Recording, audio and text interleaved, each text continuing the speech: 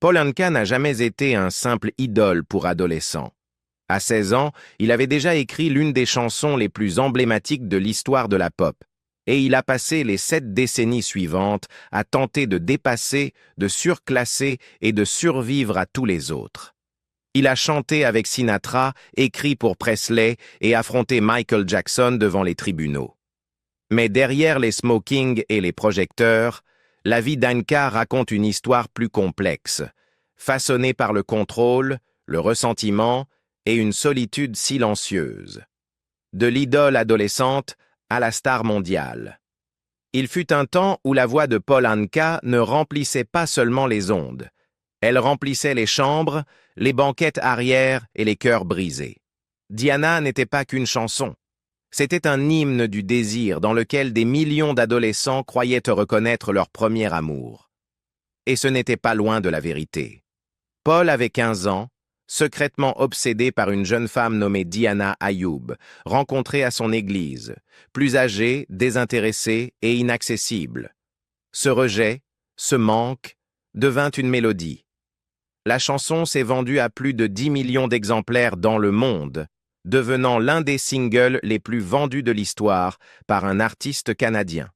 Et Paul Anka, un garçon d'Ottawa sans relation dans l'industrie, l'avait écrite seul.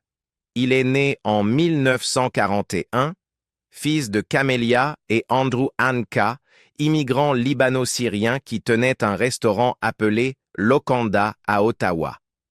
Enfant, Paul y passait des heures à débarrasser les tables, laver la vaisselle, écouter les journalistes et les musiciens qui s'y retrouvaient tard le soir autour d'un café. Sa mère, Camélia, croyait farouchement en son potentiel. Elle n'était pas une mère de scène. Elle était une croyante. Elle comprenait que plus vos rêves sont improbables, écrivait Paul un jour, plus vous devez les poursuivre avec acharnement. Elle le conduisait aux répétitions, encourageait ses études de piano avec Winifred Rees et l'applaudissait discrètement quand il chantait avec la chorale de la cathédrale Saint-Élie. Mais la musique qu'il voulait n'était pas celle de l'Église. À 12 ans, il se faufilait dans des concours amateurs de chant, parfois sans prévenir ses parents. À 14 ans, il utilisa 100 $ empruntés à son oncle pour partir seul à New York. Il auditionna pour ABC Records en chantant une ballade d'amour qu'il avait écrite. Beaucoup pensaient qu'elle parlait d'une babysitter, mais Paul précisera plus tard, c'était Diana. Cette audition déboucha sur un contrat. Diana atteignit la première place au Canada et aux États-Unis, et du jour au lendemain, Paul Anka devint une star. Il partit en tournée avec Jerry Lee Lewis, Chuck Berry et Buddy Holly. Il ne fit pas que tourner avec Holly. Il écrivit « It Doesn't Matter Anymore », la dernière chanson que Holly enregistra avant sa mort. Anka, anéanti par la perte, donna chaque centime des royalties à la veuve de Holly. Mais la célébrité n'adoucit pas les coups que la vie avait déjà commencé à porter. À 18 ans, la mère de Paul mourut soudainement de complications liées au diabète. Elle n'avait que 37 ans. La femme qui avait encouragé ses premières mélodies ne le vit jamais entrer dans l'âge adulte. « Je lui dois tout », dira-t-il dans ses mémoires, « jusqu'au jour où je l'ai enterré. » Sa mort dévasta la famille Anka. Son père, stoïque et brisé, se replia sur lui-même. Et Paul, à peine plus qu'un enfant, se retrouva avec des responsabilités d'adulte. Soutenir émotionnellement sa famille, subvenir financièrement aux besoins de ses frères et sœurs, traverser le deuil sous le regard d'un public qui n'attendait de lui que des chansons d'amour. Au milieu de la vingtaine, le monde avait changé. Et Paul Anka le savait. Les Beatles avaient explosé. Hendrix avait redéfini la guitare. Joplin avait donné une voix à la rugosité. L'image propre, en smoking, d'Anka paraissait soudain démodée. Le public voulait la rébellion, pas la romance.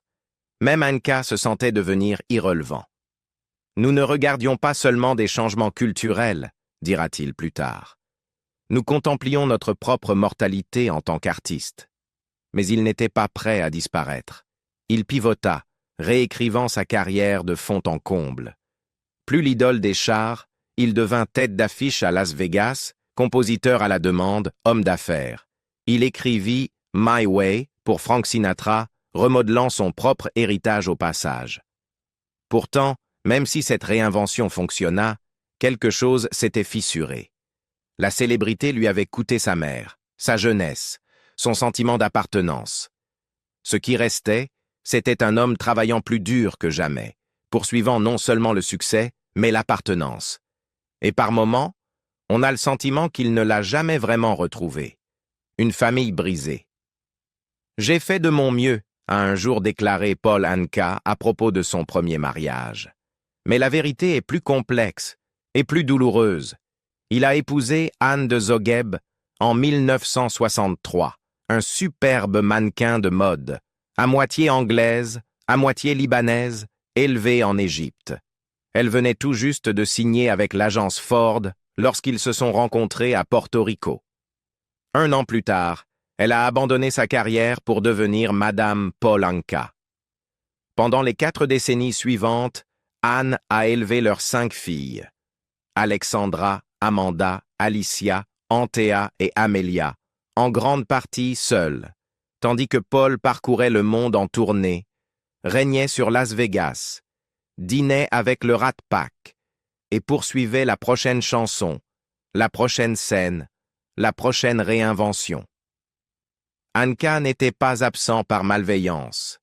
Il pensait faire ce qu'il devait faire, bâtir un héritage, assurer l'avenir. Mais cet héritage lui a coûté une présence quotidienne. « Je voyageais 200 jours par an », a-t-il écrit dans My Way. Ce chiffre n'était pas une exagération. Sa carrière était une machine et son corps en faisait partie. Les anniversaires passaient. Les spectacles scolaires se confondaient. Il racontait s'être endormi en plein récital de ses filles. Décalage horaire, épuisement, incapable de garder les yeux ouverts. La manière dont j'entrais et sortais de leur vie, a-t-il admis, me hante encore. Anne a fini par demander le divorce. Il a été prononcé en 2001, mettant fin à 37 années de mariage. Plus tard, Paul l'a qualifié de « l'amour de ma vie », reconnaissant que la faute lui revenait. C'était entièrement moi. En 2017, Anne est décédée à 74 ans. Leur fille Anthea a écrit « Elle nous aimait, nous les filles, avec une intensité féroce. Elle va nous manquer au-delà des mots. » Mais cet hommage public ne faisait qu'effleurer des blessures plus profondes. Aucune des 5 filles ne s'est rapprochée des projecteurs que leur père aimait tant. Leurs vies, bien que marquées par la célébrité, se sont éloignées de la musique. Alexandra est devenue avocate et historienne de l'art à Genève. Alicia est professeure de yoga et coach de vie. Amanda joue parfois la comédie, mais est surtout connue comme l'épouse de Jason Bateman et comme productrice sur The Morning Show. Anthea est devenue écrivaine et blogueuse, vivant principalement à Londres. Amelia, elle, reste totalement en dehors de la sphère publique. Paul dit être fier d'elle. Il loue leur indépendance. Mais à écouter attentivement ses interviews, le sous-texte est clair. Il est fier, mais aussi distant. Quand on l'interroge sur leur vie, il s'interrompt souvent ou se tourne vers ses petits-enfants. « Elles vont toutes bien, dit-il. Elles ont tracé leur propre chemin. » Pourtant, il entre rarement dans les détails. La distance émotionnelle est là, épaisse et inexprimée. Le second mariage de Paul Anka, avec le mannequin et coach sportif suédois Anna Åberg, a commencé dans des circonstances complexes et tendues. Au moment de leur relation, au début des années 2000, Åberg avait près de 30 ans de moins qu'Anka et s'était fait connaître comme Miss Hawaiian Tropic de Suède. Elle avait travaillé à Hollywood comme coach personnel et avait eu de petites apparitions dans des films comme Dumb and Dumber et dans la série Baywatch. Leur relation avait commencé sans engagement particulier, mais tout a changé en 2005 lorsque Åberg a annoncé à Anka qu'elle était enceinte. Leur fils, Ethan Anka, est né le 22 septembre 2005. Paul, alors âgé de 64 ans, a déclaré plus tard qu'il s'était senti obligé de formaliser la relation pour le bien de l'enfant. « J'ai assumé et je l'ai épousée. » Le couple s'est marié en 2008 lors d'une petite cérémonie privée en Sardaigne, en Italie. Mais le mariage a été de courte durée, à peine 18 mois, avant de s'effondrer dans un divorce amer et très conflictuel. S'ensuivit une bataille pour la garde d'Ethan, longue et d'une intensité inhabituelle. Anka a demandé la garde exclusive, invoquant de sérieuses inquiétudes quant aux capacités parentales de Oberg. Il l'accusait d'être verbalement abusive, instable et d'avoir un comportement incompatible avec une coparentalité responsable. Des documents judiciaires faisaient état de conflits concernant les soins apportés à Ethan, notamment les routines, les voyages et la vie domestique. De son côté, Oberg affirmait qu'Anka était contrôlant et qu'elle avait été écartée des décisions clés concernant l'éducation de leur fils. L'affaire est devenue encore plus médiatisée lorsque Oberg est apparu dans l'émission de télé-réalité suédoise Svenska Hollywoodfruar, offrant une image glamour mais controversée de la vie des expatriés fortunés à Los Angeles. Malgré la tendance habituelle des tribunaux californiens à favoriser une garde partagée ou maternelle, Anka a finalement obtenu la garde physique et légale exclusive d'Ethan, une décision rare qui a suscité des interrogations dans les milieux juridiques. Certains observateurs ont estimé que la fortune d'Anka et ses ressources juridiques avaient pesé dans la balance. D'autres ont pointé le comportement de Oberg à l'écran et son image publique comme des éléments ayant pu nuire à sa crédibilité devant le tribunal. Oberg s'est vu accorder des droits de visite limités, tandis qu'Anka devenait le principal parent d'Ethan. Cette situation a laissé des séquelles émotionnelles durables. Dans des interviews ultérieures, Anka a admis qu'élever seul un jeune garçon à plus de 70 ans était à la fois gratifiant et épuisant. Il a aussi précisé que sa décision de demander la garde exclusive n'était pas motivée par la vengeance, mais par le désir de protéger la stabilité à long terme d'Ethan. « C'est un petit gars formidable et mon seul fils », a confié Anka au magazine People en 2016. « Je voulais lui offrir une structure et de la sécurité. » Le coût juridique et émotionnel de cette période a toutefois ajouté une nouvelle couche à l'héritage personnel déjà complexe d'Anka.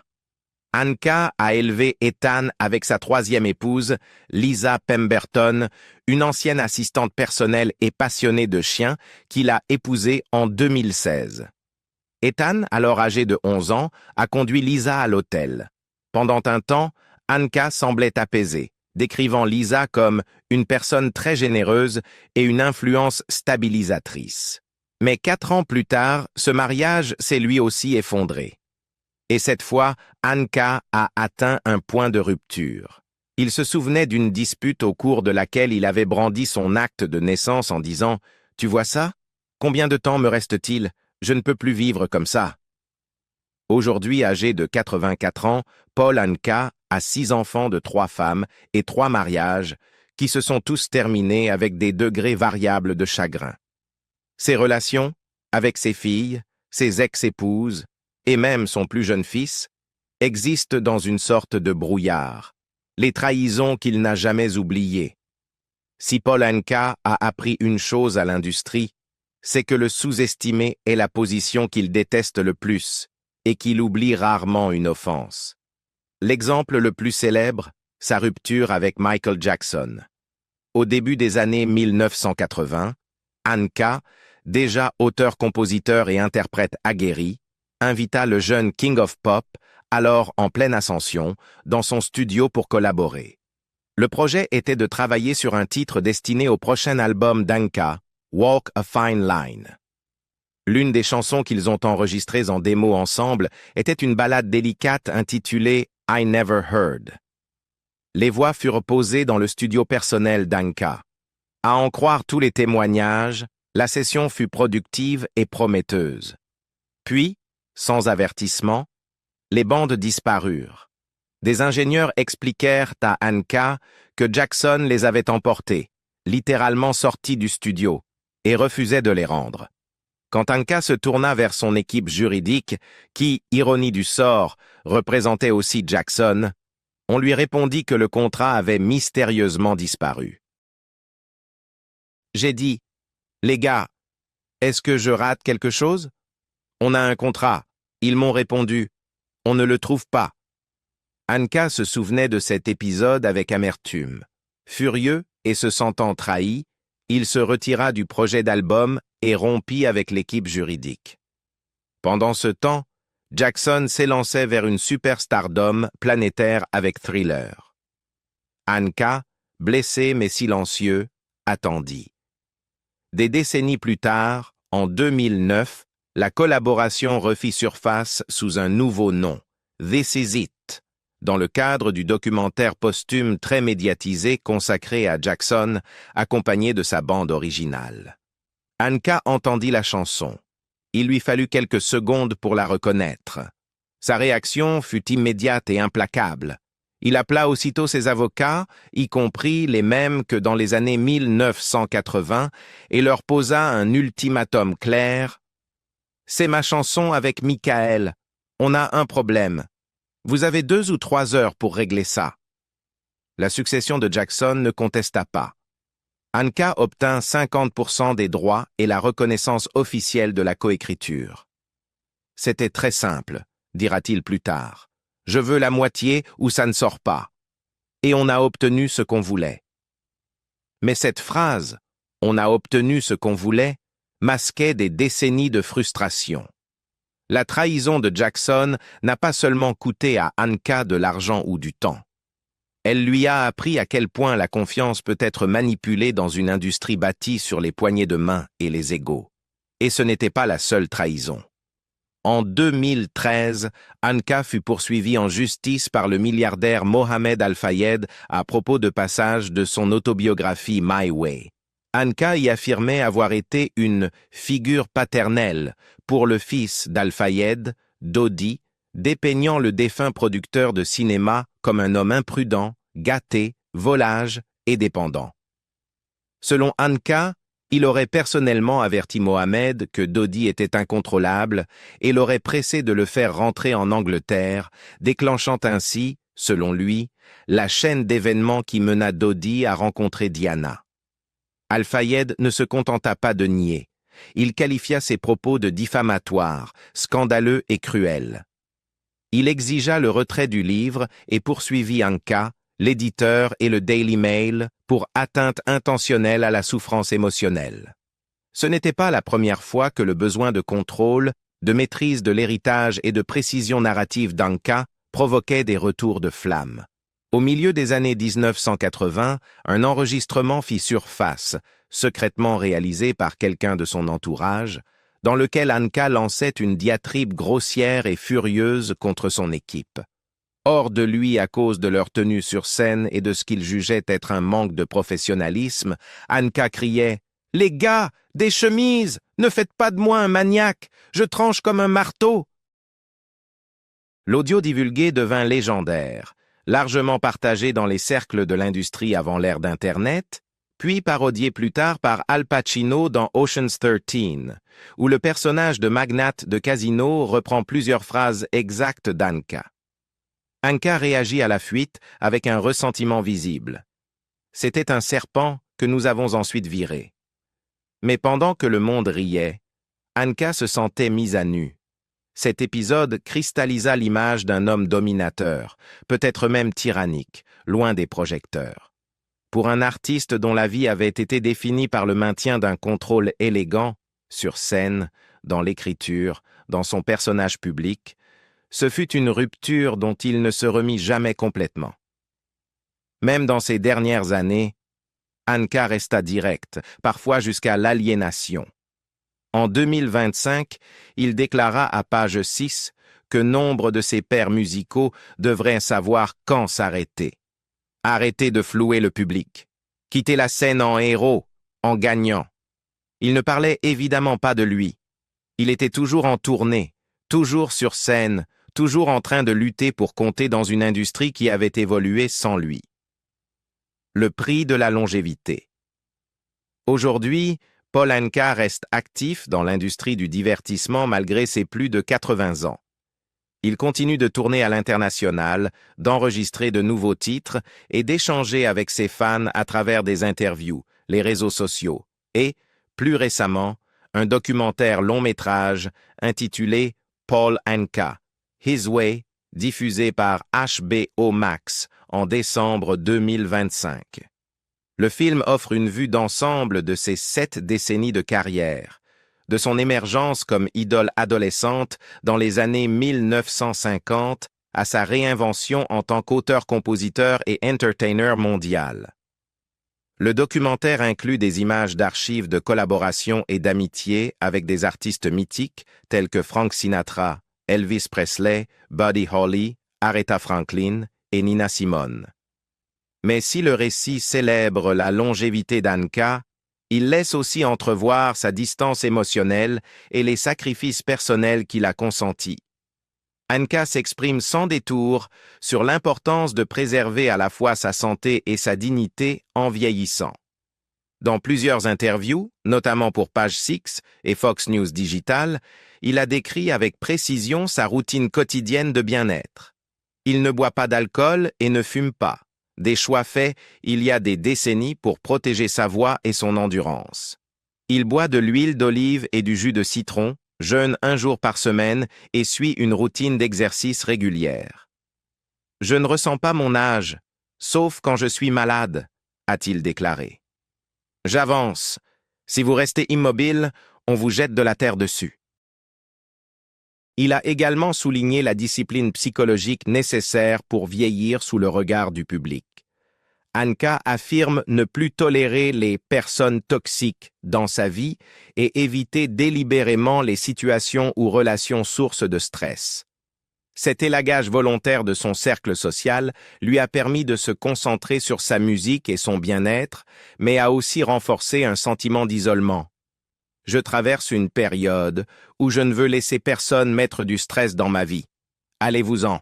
Je n'ai pas besoin de vous », a-t-il confié à Page Six fin 2025. Pour autant, Anka n'est pas insensible au passage du temps culturel. S'il bénéficie parfois d'un regain d'intérêt, comme lorsque Doja Cat a samplé « Put Your Head on My Shoulder » dans son tube viral TikTok « Freak » en 2021, il sait que beaucoup de jeunes fans ignorent l'ampleur de son œuvre. Pour certains, il est simplement l'homme derrière « My Way », l'hymne de Sinatra.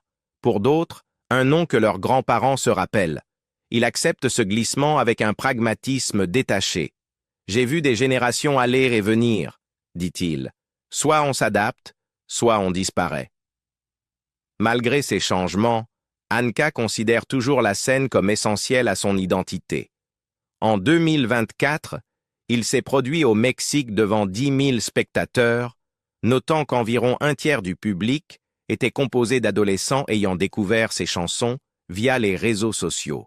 « C'est qui je suis », a-t-il déclaré à Fox News Digital. « C'est pour ça que j'existe. Et tant que ma santé tient, je continuerai. » Son prochain album, Inspirations of Life and Love, est prévu pour début 2026 et comprendra des titres comme Let Me Try Again et Anytime. Mais en coulisses, les réflexions d'Anka se font de plus en plus sobres. Dans des interviews récentes, il a reconnu que la retraite approche.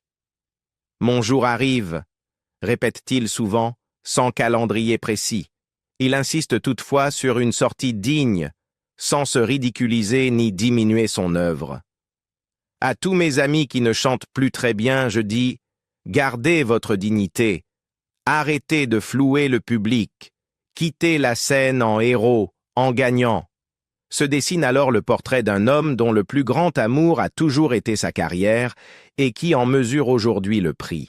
Il a admis une distance émotionnelle dans sa vie familiale, écrivant dans My Way « J'ai aimé chaque minute, et pourtant, j'étais toujours en train d'entrer et de sortir. » Cette contradiction le hante. Il est resté fidèle à la scène, aux chansons, à l'acte. Mais cette même fidélité a entraîné un détachement partout ailleurs. Pour Paul Anka, la musique n'a jamais été un simple métier. C'était un foyer, une partenaire, une identité. Et maintenant que le temps se referme inévitablement, cet amour est à la fois une source de fierté et de tristesse. Aujourd'hui octogénaire, Paul Anka reste actif, mais de plus en plus sur la réserve, façonné par des décennies de trahison, de procès et de sacrifices personnels. Il a bâti un héritage que peu peuvent égaler, mais à quel coût émotionnel? Pensez-vous que Paul Anka avait raison d'exiger un contrôle total sur sa musique et son image? Et son obsession pour l'héritage l'a-t-elle protégé ou isolé? Dites-le nous en commentaire. Et si ces questions vous ont fait réfléchir, likez, partagez et abonnez-vous pour d'autres histoires méconnues.